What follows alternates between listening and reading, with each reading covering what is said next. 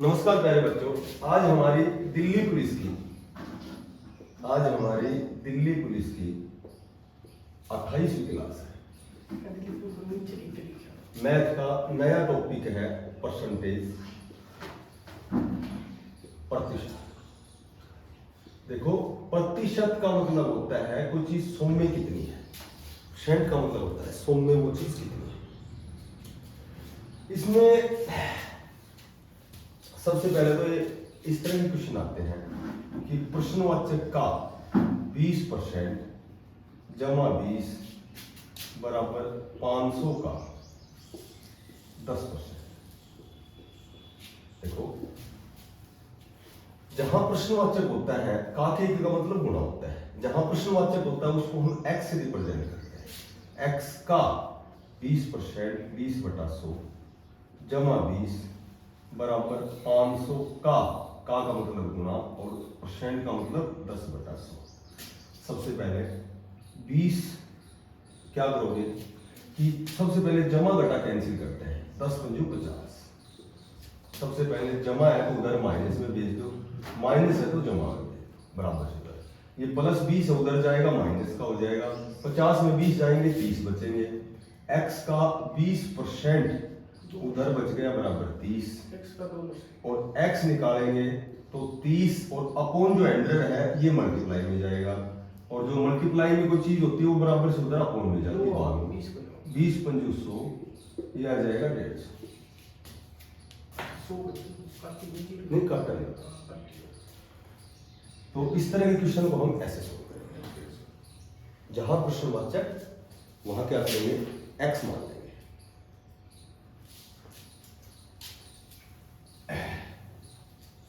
जैसे एक क्वेश्चन देखिए कि प्रश्नवाचक का 45%, तो मेरे साथ साथ निकाल दे दो क्वेश्चन को।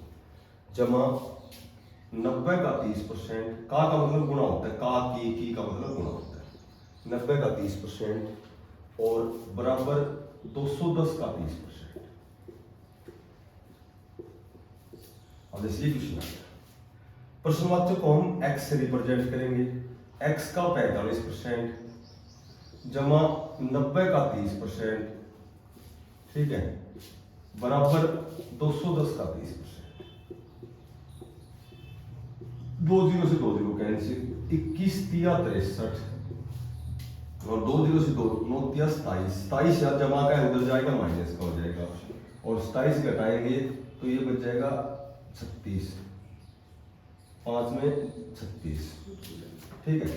x निकालेंगे तो पहले तो बराबर से उस साइड वाली संख्या को लिखेंगे 36, अपॉन 100 है मल्टीप्लाई हो गया, और मल्टीप्लाई 45 है अपॉन हो गया। 9 चौका 36, 9 पंजू 45, 20 पंजू 100 और 20 चौका 80। यहाँ जो x की वैल्यू प्रश्नवाचक का मान आएगा वो 80, ठीक है।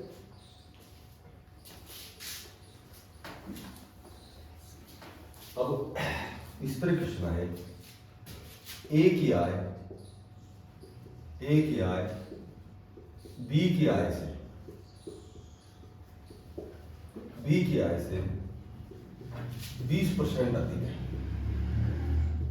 20% अधिक है, तो बताओ b की आय a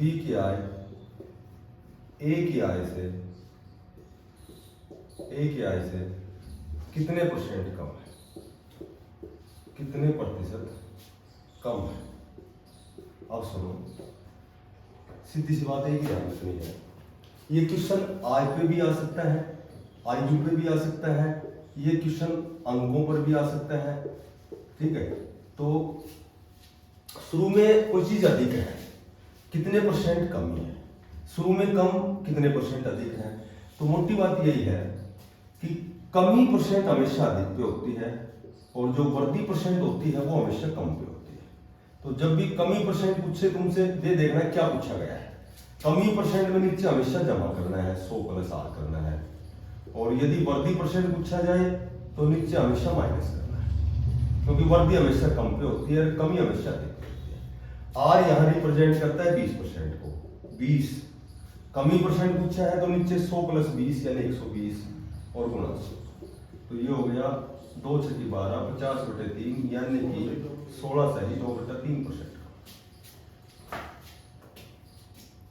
ये बताओ ये इंक यही है कि और भी है? यदि यहां कमी होती तो वर्दी परसेंट पूछते, वर्दी है तो कमी परसेंट पूछते।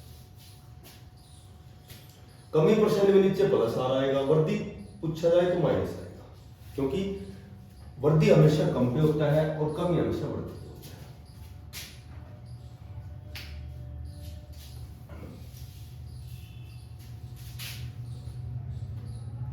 मेरी आय में पहले 20% वृद्धि की गई और फिर 30% कमी की गई। तो बताओ मेरी आय पर क्या प्रभाव पड़ेगा? जब भी प्रभाव पे क्वेश्चन आए, आय पे, आयु पे, अंकों पे या लेंथ ब्रेथ पे, ठीक है, या फिर ऊंचाई पे, तो हर क्वेश्चन में जब भी प्रभाव का जिक्र आएगा तो या तो पहले वृद्धि होगी फिर कमी होगी, या यहां कमी होगी यहां वृद्धि होगी। दोनों बार वृद्धि हो सकती है, दोनों बार कमी हो सकती है। चीनी के मूल्य में इतने % वृद्धि हो गई तो इसकी खपत को इतने % कम कर दिया तो खर्चे पर क्या प्रभाव पड़ेगा?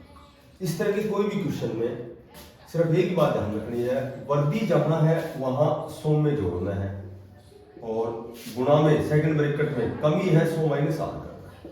अगर दोनों बार वृद्धि हो तो दोनों बार प्लस प्लस करोगे, दोनों बार कमी है तो दोनों बार माइनस में अपॉन 100। 100 में आर जोड़ोगे, 20 जोड़ोगे, वृद्धि का मतलब जोड़ोगे और कमी का मतलब घटाओगे। तो 100 से 100, 2 0 से 2 0 कैंसिल, 12 7 84। यदि 100 से कम आता है तो तुम्हारा आंसर कमी में रहेगा। अगर ये सोल्व करने के बाद 100 से अधिक आता है तो वृद्धि में, अधिक है तो 100 कितना अधिक है वो वृद्धि होगी और यहां 100 से कितना कम है वो कमी होगी।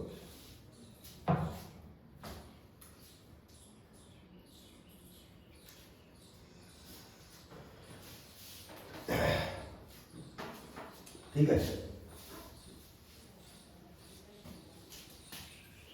अब चुनाव पे क्वेश्चन आते हैं कि एक चुनाव में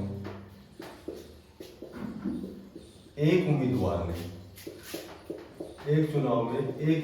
ने कुल मतों का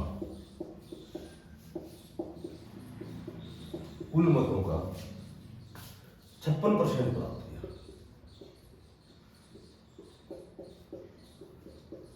और क्या किया कि 56% प्राप्त करने के बाद वह 480 मतों से जीत गया।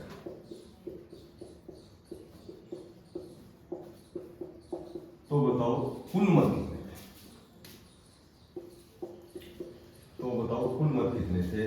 या फिर मैं कहूं कि हारने वाले को कितने प्राप्त हुए, या जो जीत गया जीतने वाले को कितने प्राप्त हुए? अब सीधी सी बात है कि जो उम्मीदवार 50% से अधिक प्राप्त कर गया वो तो जीतेगा। टोटल वोट पड़े हैं 100%। जीतने वाले ने यदि 56% प्राप्त किए हैं तो हारने वाले ने प्राप्त किए 44। 100 में से 56 घटा दो, ये हमेशा जीतेगा। ये जितने मतों से जीतेगा उतने से ही आएगा।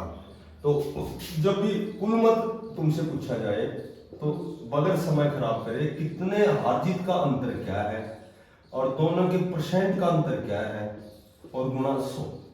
अंतर दोनों का हार जीत का है 480 मतों का, ठीक है। इनके % का अंतर 56 में से 44 घटाओ 12 और मल्टीप्लाई 100, 12 चौका 48, यानी कि कुल वोट कुल मत आ गए 4000। और यदि जीतने वाले का पूछा जाए तो कुल का 56% जीतने वाले को मिले और हारने वाले को पूछा जाए तो कुल जो मत है उसका 44% हारने वाले का।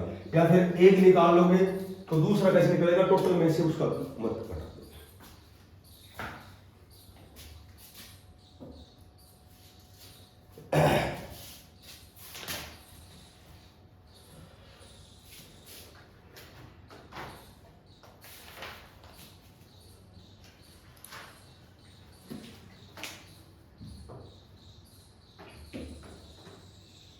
ठीक है,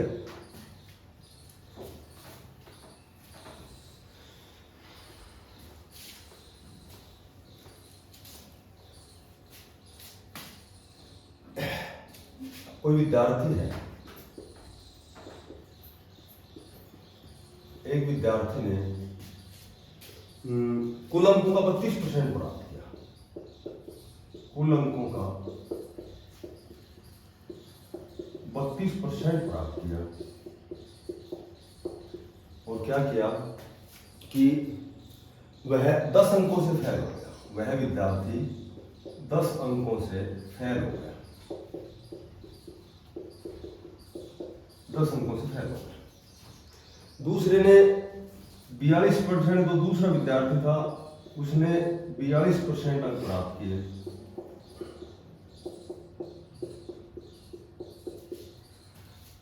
और वह पास होने से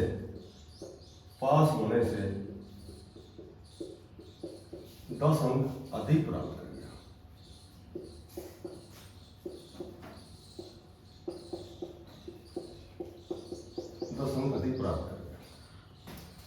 तो कुल अंक कितने थे?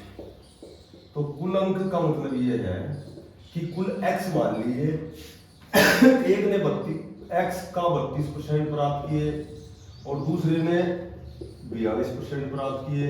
ये 10 अंकों से फेल हो गया, इसको 10 अंक दे दो, ये पास हो गया। ये 10 अंक अधिक प्राप्त कर गया, 10 कम कर दो, दोनों के अंक बराबर हो गए। ये तो है एलसीएम लेके x की वैल्यू निकालनी। और कुल अंक वही, दोनों का अंतर क्या है और दोनों के परसेंट का अंतर क्या है और गुणा 100, वही अभी सूत्र था, वही सूत्र है। अंतर क्या है कि 10 अंकों से फेल हो गया और वो 10 अधिक प्राप्त कर गया, तो टोटल इनके अंकों का अंतर आ गया 20 का।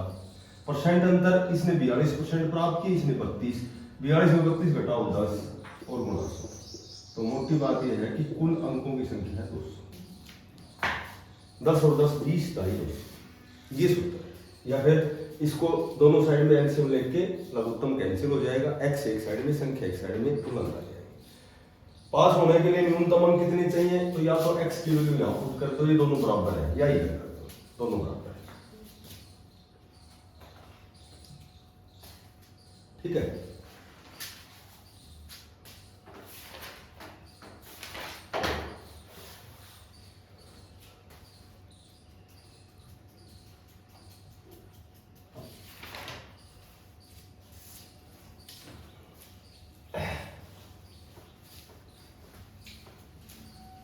अभी कह रहा है कि एक कोई छात्र है, इस छात्र को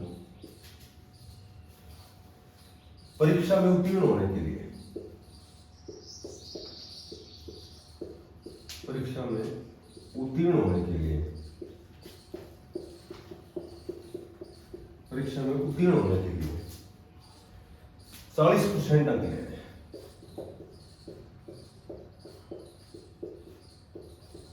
40% अंक लेने हैं।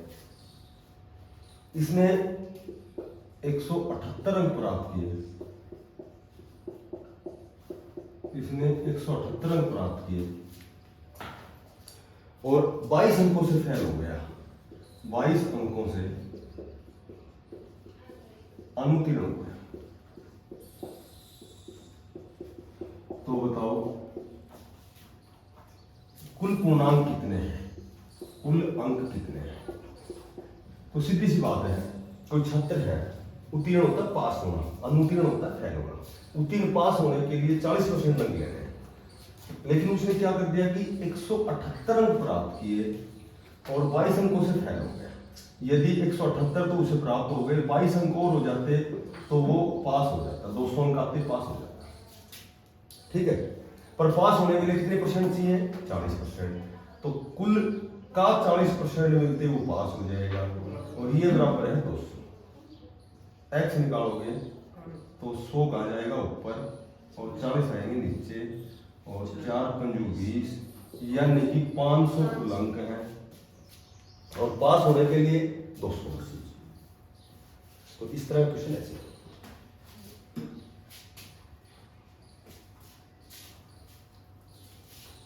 ठीक है,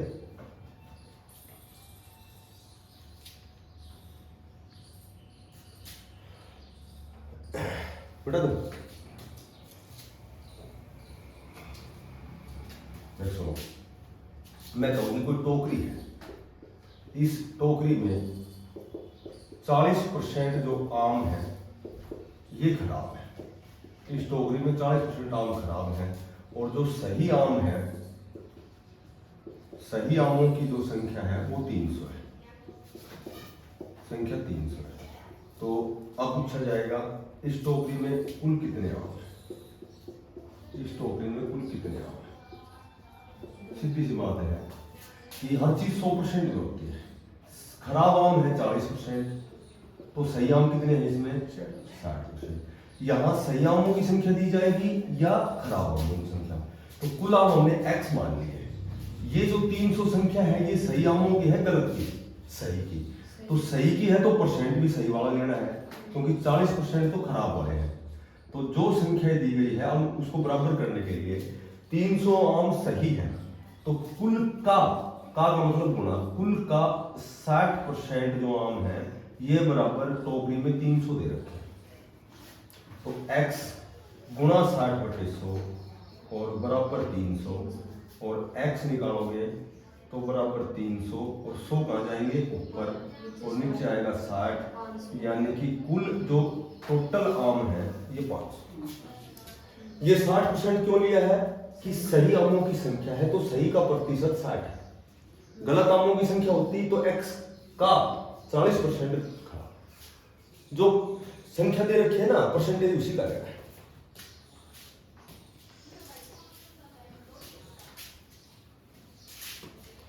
एक इस तरह क्वेश्चन आएगा कि किसी संख्या में 37.5% यदि वृद्धि कर दी जाए तो जो संख्या है, तो जो भी संख्या है यह है 200 हो जाती है। तो बताओ वह संख्या क्या है, तो बताओ वह संख्या क्या है। अब ये कहेगी कोई संख्या है, इस संख्या में, किसी संख्या में यदि 87% कमी कर दी जाए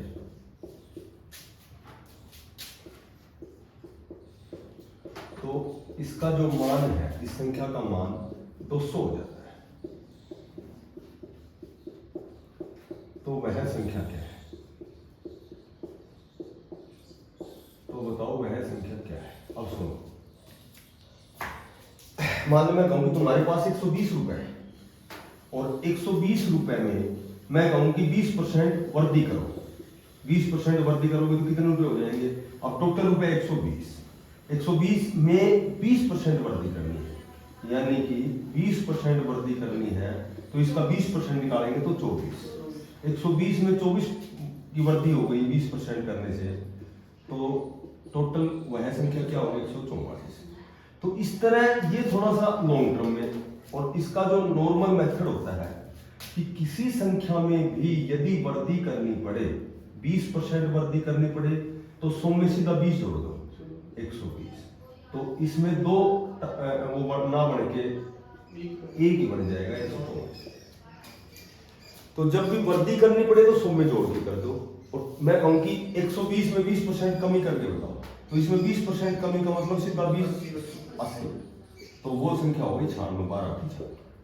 तो वही बात मैं यहाँ बताना चाहता हूँ कि कोई संख्या अज्ञात है, संख्या हम मान लेते हैं वो संख्या x है, 37.5% वृद्धि करती तो सीधा इसको गुणा कर दो 137.5% से और बराबर ये संख्या 200 हो जाती है। तो ये पॉइंट हटाओगे 10 आएगा, परसेंट हटाओगे 100 आएगा, तो ये x का मान है। 1000 ऊपर जाएगा 113.75। कोई संख्या x है, 37.5% कमी करेंगे, 100 में 87 घटाओगे 87%, तो 12.5% बन जाएगा। और ये 87 कम होते बराबर ये संख्या होगी 200। x निकालोगे तो 125/1000 और बराबर 200। ये एग्जाम समझ में आ रहा है कैसे आया, एक पॉइंट का 10 और प्रतिशत का और अपन 125 8 है 1000, वह संख्या होगी 100। तो कमी या अधिक इस तरह करेंगे।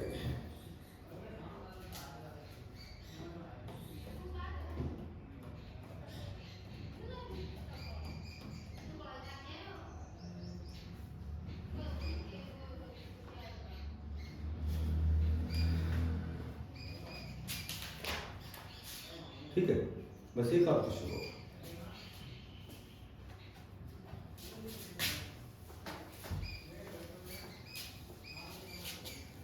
नॉर्मल से क्वेश्चन मैं कहूं कि यदि किसी संख्या का 20% यदि 200 तो उसका 30% क्या है, उस संख्या का 30% क्या होगा। तो इसमें वो संख्या जो है उसको x से डिनोट करो। संख्या का मतलब गुणा, संख्या का 20% यदि बराबर 200 तो सबसे पहले तो संख्या निकालो। 200 गुणा 100 अपॉन 20 पंजी 100, वो संख्या आ गई हमारे पास 1000। अब उस 1000 का उस संख्या उसका का मतलब गुणा, उसका 30% पूछा गया है, तो इसका 30% आ जाएगा 30। ये हमारा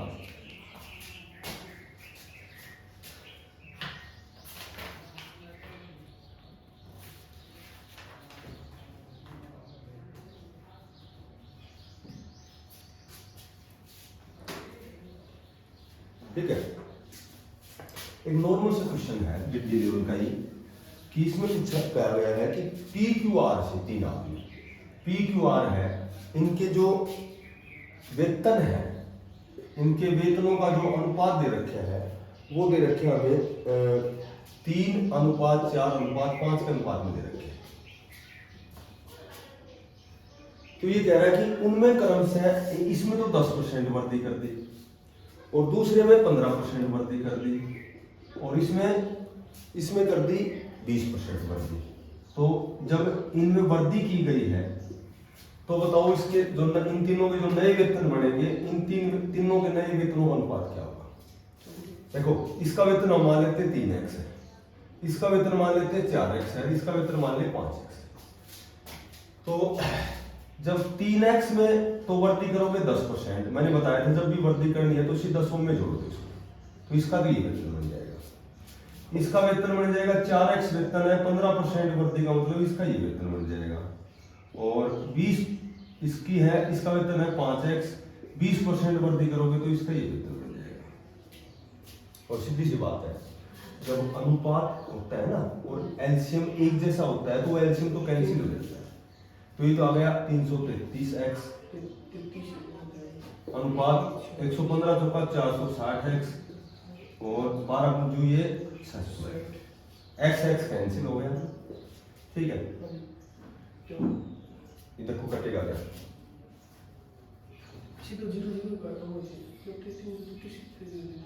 हाँ कोई बात नहीं, 11 330 330 11 33 बिल्कुल ना बस हो गया। अनुपातियों को जब पढ़ाएंगे जब डिवाइड करना होगा, कोई डिवाइड कुछ नहीं करना है, बस अनुपात पूछा गया, ये अनुपात है।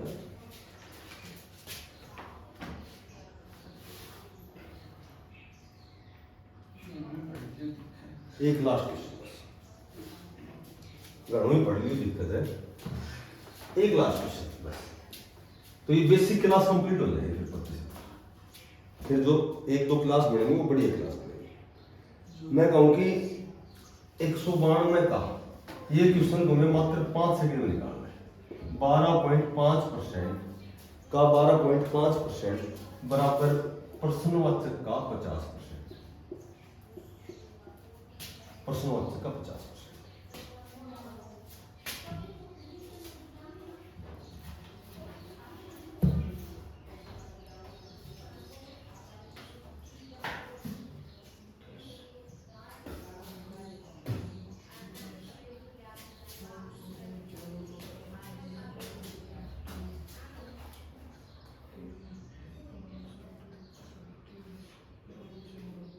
का मतलब गुणा प्रश्नवाचक की जगह x से रिप्रेजेंट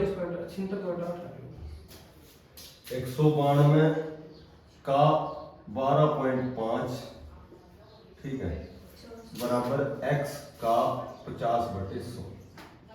ये 50 × 100, x निकालोगे तो ये 2 अपोन है, ये तो जाएगा ऊपर, और एक तो सब क्या अपोन होता है। 125 8 1000, 8 दूनी 16, 8 चौका 32, x की वैल्यू आ जाएगी 48। क्या कर रहे हैं? नॉर्मल सा क्वेश्चन है।